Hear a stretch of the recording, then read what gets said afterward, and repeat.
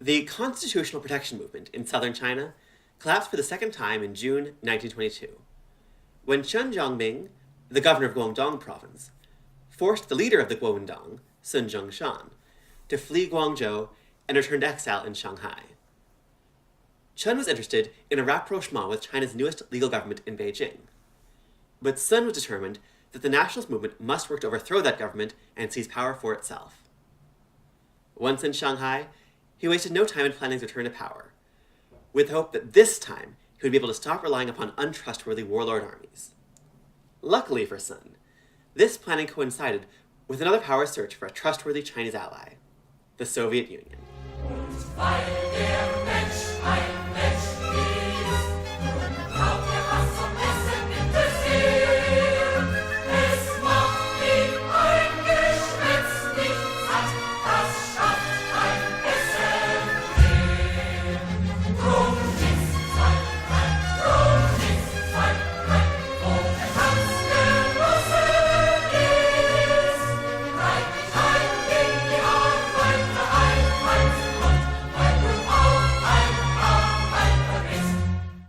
In the early 1920s, Soviet leaders began to lose hope that a proletarian revolution was in the making elsewhere in Europe. So the Communist International turned its focus to anti-colonial struggles, primarily in Asia. The theoretical justification for this move came from Lenin's 1919 Theses on the National and Colonial Questions.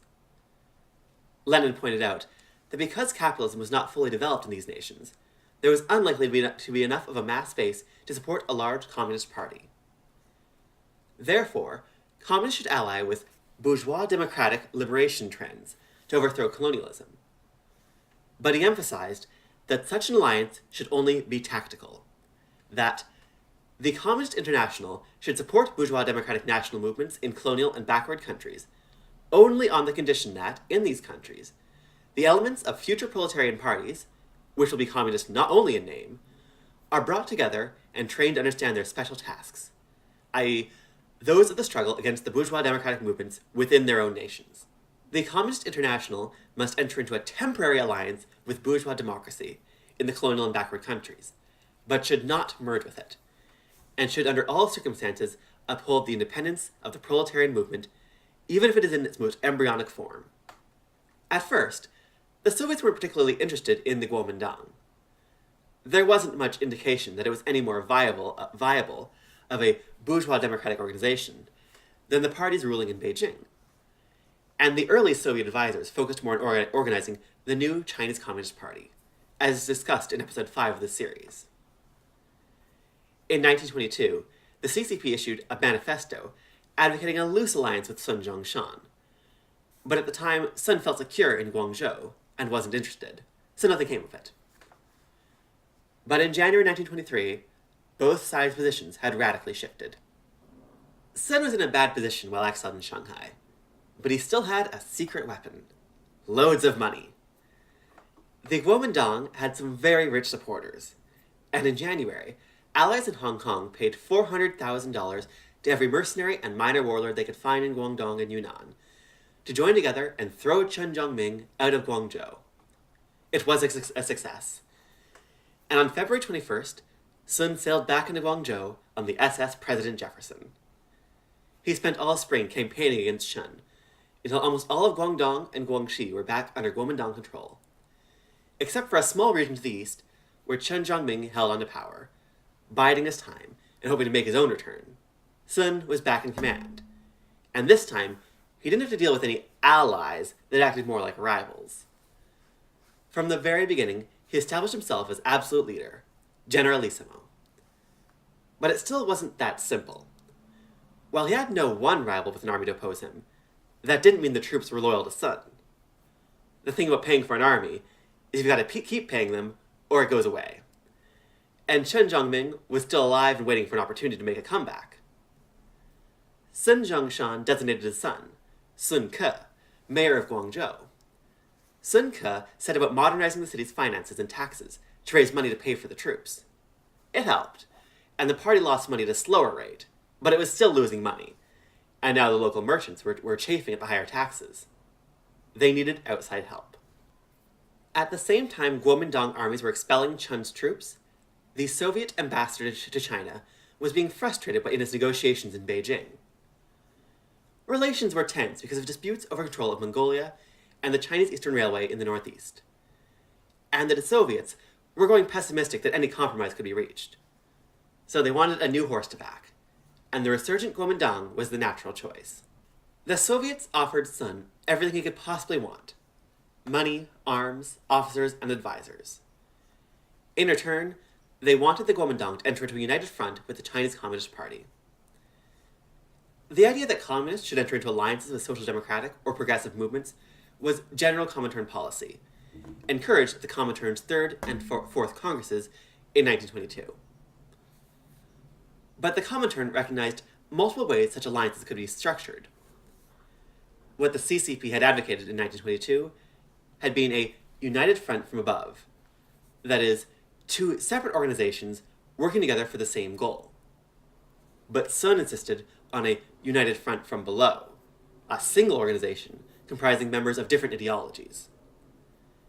The eventual compromise was legally a united front from below, but everybody would know that it was actually a united front from within, where one group joined another as a whole and retained its own organizational structure.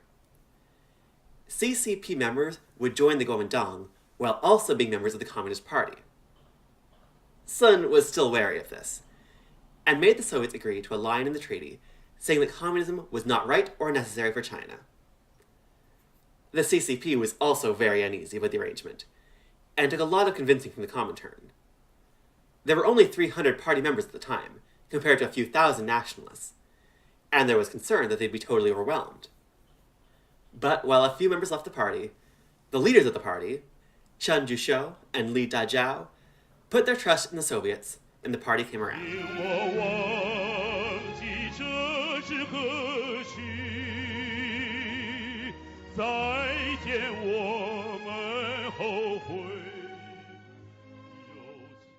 It wasn't until October 1923 that the Soviet delegation arrived in Guangzhou.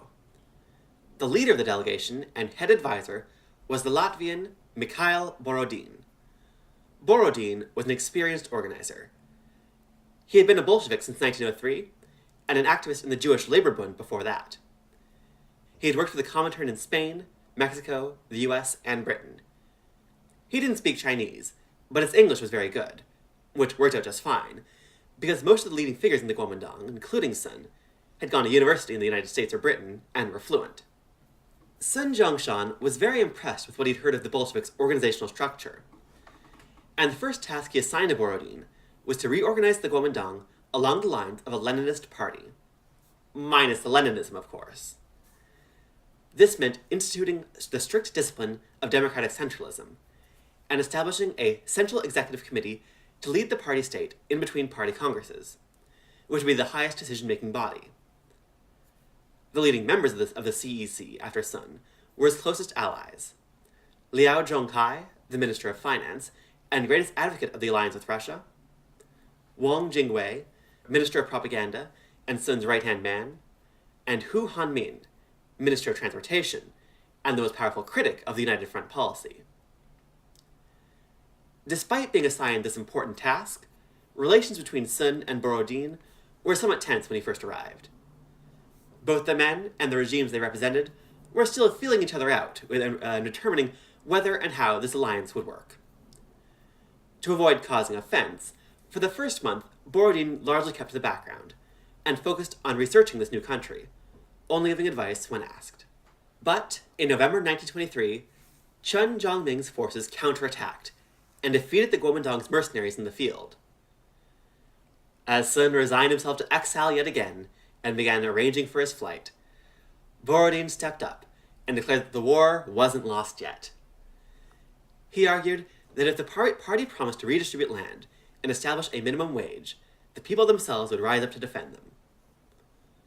The wealthy in Guangzhou lobbied hard against this, but Sun eventually decided to compromise and promised rent reductions. It was enough. When Chun's army marched on Guangzhou, the fragments of the Guomindang's army were supported by a crowd of workers and peasants, and Chun was pushed back. It took 3 years before the Guomindang actually implemented the promised rent reductions. But for now, it had the people's support. Sun Zhongshan was ecstatic, and he attributed his success entirely to Borodin's advice. Sun felt reaffirmed in his decision to ally with the Soviets, and Borodin became his closest advisor, and the second most powerful man in Guangzhou, giving input on almost every major decision. At one point, some anti-Semitic Americans tried to break up Sun and Borodin's alliance. Borodin was Jewish, and had changed his name from Grusenberg. They asked Sun whether he knew what Borodin's real name was. Sun replied, "I know. Lafayette."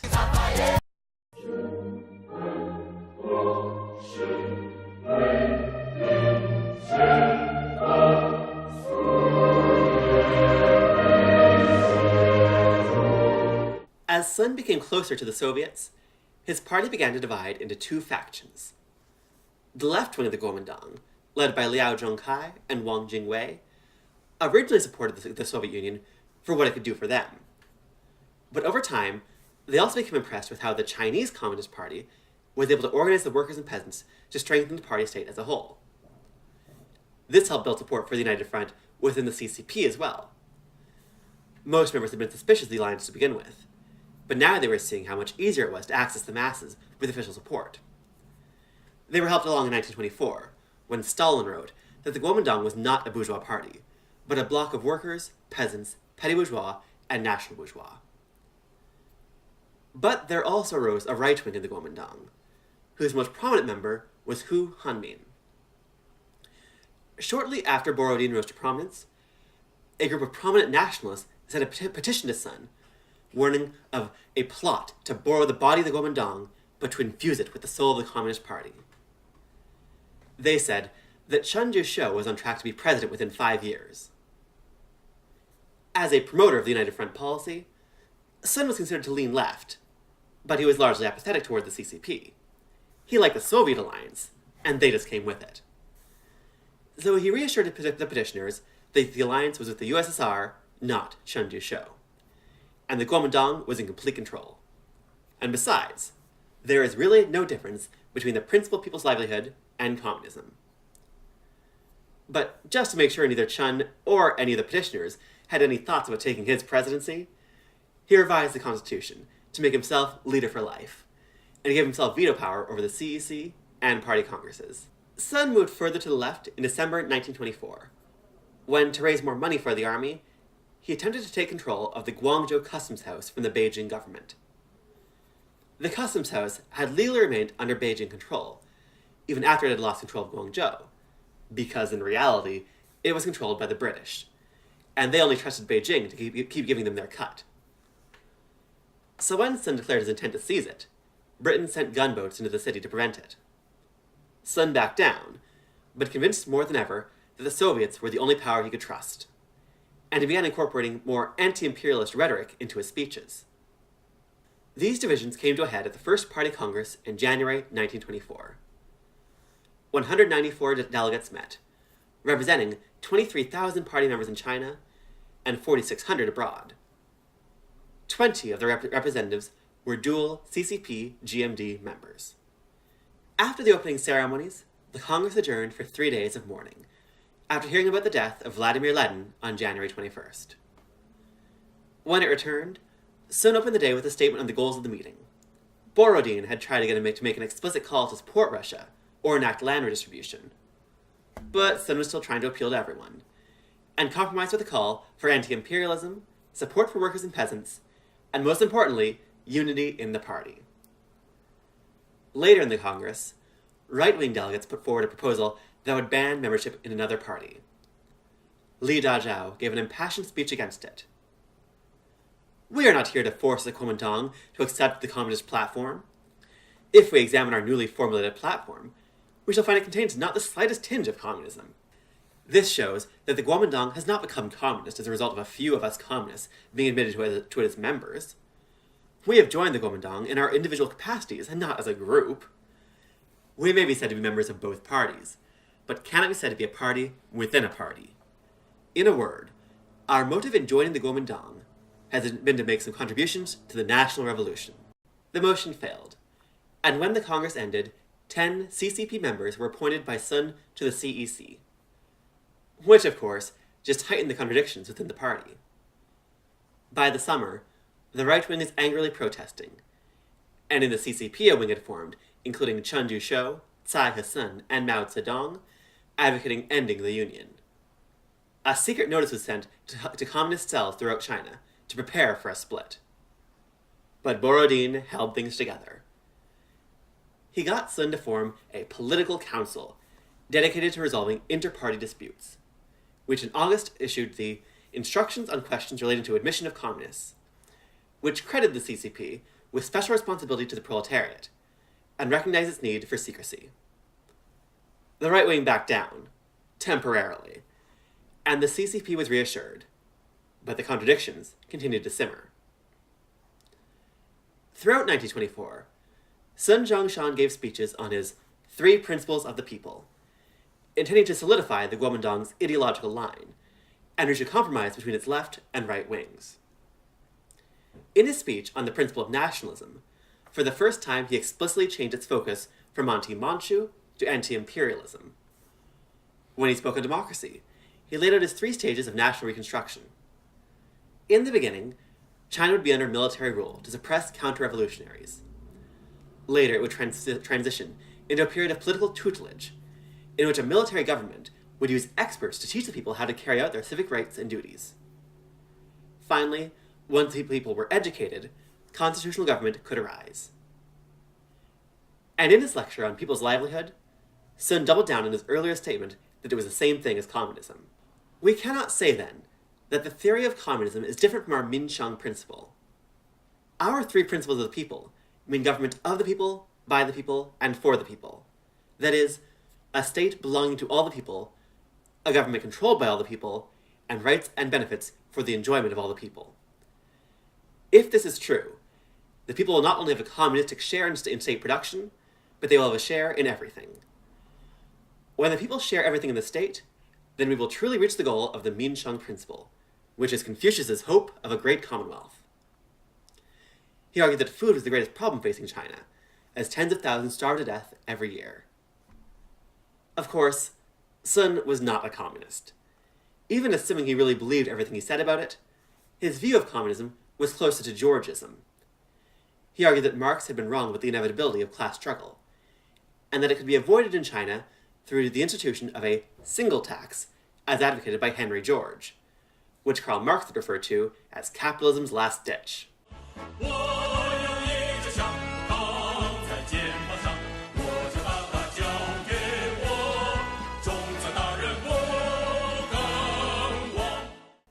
Borodin was not a military man, and was unable to help the Guomindang transition from its reliance on mercenaries and warlords to a real national army.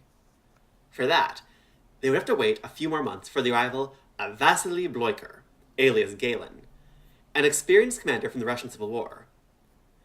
Galen and his team began reforming the military along the lines of the Russian Red Army, centralizing arms production and pay, standardizing training, unifying the command structure, and instituting ideological education of soldiers and officers, with party representatives playing the role commissars did in the USSR. Guangzhou's military arsenal only produced enough weapons to equip 2 divisions a year, and had always been sold to the highest bidding general. Sun got their support to end this monopoly by appointing the biggest generals to the CEC, the largest of whom was Tang Yangkai. It also helped that tons of Soviet arms began flowing into the city. In May 1924, Galen and Borodin established a new school for officers on Huangpo Island. The Huangpo Academy had an initial class of 500 students, with a mix of Russian and Chinese teachers. Its commandant was Jiang Zhishi. Jiang Zhishi, also known as Chiang Kai-shek, was considered a centrist within the party, and he had been sent to Moscow shortly after the United Front was finalized in 1923 to help with negotiations and learn about the Soviet system. He arrived back in China not long after Galen, and was appointed to lead it because he was loyal, he had officer training, and he was not a warlord and didn't have his own army. A very rare combination. Following the Soviet model, the goal of Huangpo Academy was to train men to be both good officers and ideologically sound. For this, the Guomindang chose the communist Zhou Enlai as Huang Po's head of political education. This actually was not a controversial move at the time. Propagandist was a new, unprestigious role in China, and it wasn't a competitive position, and the communists were considered to be more experienced at it. But it led to a strong core of communists educated in military strategy, who would be monumental later on. Huang Po alumni included Lin Biao and Ho Chi Minh.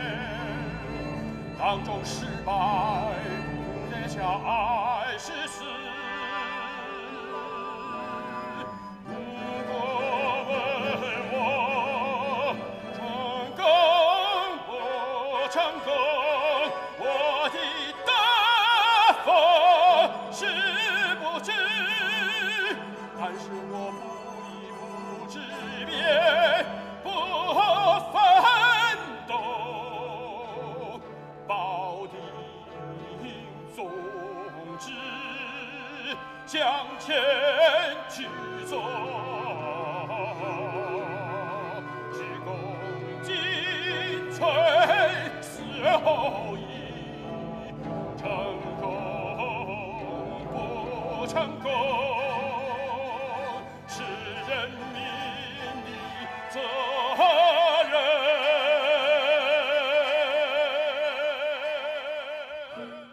In mid-1924, Sun Zhongshan's relationship with Guangzhou's merchant class was tense. They were angry that communist organizers had been allowed into the city and allowed to form unions. In 1924, opium workers, printers, and matchmakers had all gone on strike. And when Sun needed more money to pay for the military, he raised taxes and import duties. Many merchants left for Hong Kong or Shanghai. But some of those who remained pooled their money together to buy mercenaries to form a merchants' volunteer corps to save Guangzhou from the Bolsheviks. In late July, they ordered a huge shipment of German arms to supply the MVC, but the Guomindang had it seized, and declared the MVC an illegal organization. In response, the merchants decided that they could go on strike too. They closed their shops and began withholding rice, causing its price to skyrocket. Borodin saw this as a great opportunity and advocated declaring martial law and mobilizing the workers and peasants to seize the shops. But that was too far for Sun, especially as the British threatened to intervene if the merchants were attacked. During the stalemate, in September, war broke out in the north again. Sun made the bizarre decision to just walk away from the conflict with the merchants and invade the north. The Guomindang had never been so united as it was in opposing this terrible idea. Sun Ke resigned as mayor in protest, Liao Zhangkai as governor. Jiang Jieshi refused to allow any Huang Po cadets to take part. The CCP forbade all unions and peasant organizations from participating. We can't say for sure what Sun was thinking at the time. Even without the merchant crisis, the agreement with the Soviets had always been to spend much more time building up forces before setting out on a northern expedition. But it's possible that Sun had been pushed out of power so many times that he saw the signs of it happening again in the merchant crisis, and he wanted to get out of Guangzhou before his troops or the British turned on him. Or, being a doctor, he could have suspected that he didn't have much longer to live, and so saw the war in the north as his last chance. Either way, without the support of Jiang Jiechi's officers, Sun couldn't move. When, on Independence Day, October 10th, fighting broke out between the MVC and a group of Huang Po cadets, Sun sent his army to put down the MVC and gave up on his war. Besides, the war in the north was already over, and a new government was in place that, on paper at least, was much more friendly towards the Guomindang. So in November, Sun decided to try going to Beijing to negotiate with the new leader of China, Feng Yuxiang. His advisors all opposed this move too, but were much more easily persuaded this time, and Sun set out with an entourage including Borodin, Wang Jingwei, and his wife, Song Qingling. Sun began experiencing pains in the journey north, and upon arrival, he was mostly confined to his bed. And when he was able to talk to the warlord's representatives, they weren't willing to give anything anyways. In January, not long after his arrival, Sun was hospitalized and diagnosed with cancer. He held on until March 12, 1925, when he finally died. In his will, he called for the revolution to continue. The work of the revolution is not done.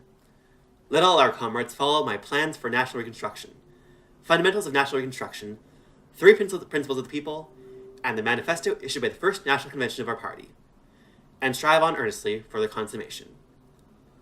Above all, our recent declaration in favor of the convocation of a national convention and the abolition of unequal treaties should be carried into effect with the least possible delay. This is my heartfelt charge to you. He also sent one last letter to his allies in the Soviet Union. My dear comrades, as I lie here, with a malady that is beyond men's skill, my thoughts turn to you and to the future of the party and my country. You are the head of a union of free republics, which is the real heritage that the immortal Lenin has left to the world of the oppressed peoples. Through this heritage, the victims of imperialism are destined to secure their freedom and deliverance from an international system whose foundations lie in ancient slaveries and wars and injustices. I am leaving behind me a party which I hope to be associated with you in the historic work of completely liberating China and other exploited countries from this imperialist system. I have therefore joined the Guomindang to carry on the work of the National Revolutionary Movement. To this end, I have charged the party to keep in constant touch with you, and I look with confidence to the continuance of the support that your government has heretofore extended to my country. In bidding farewell to you, dear comrades, I wish to express my fervent hope that the day may soon dawn when the USSR will greet, as a friend and ally, a strong and independent China, and the two allies may together advance to victory in the great struggle for the liberation of the oppressed peoples of the world.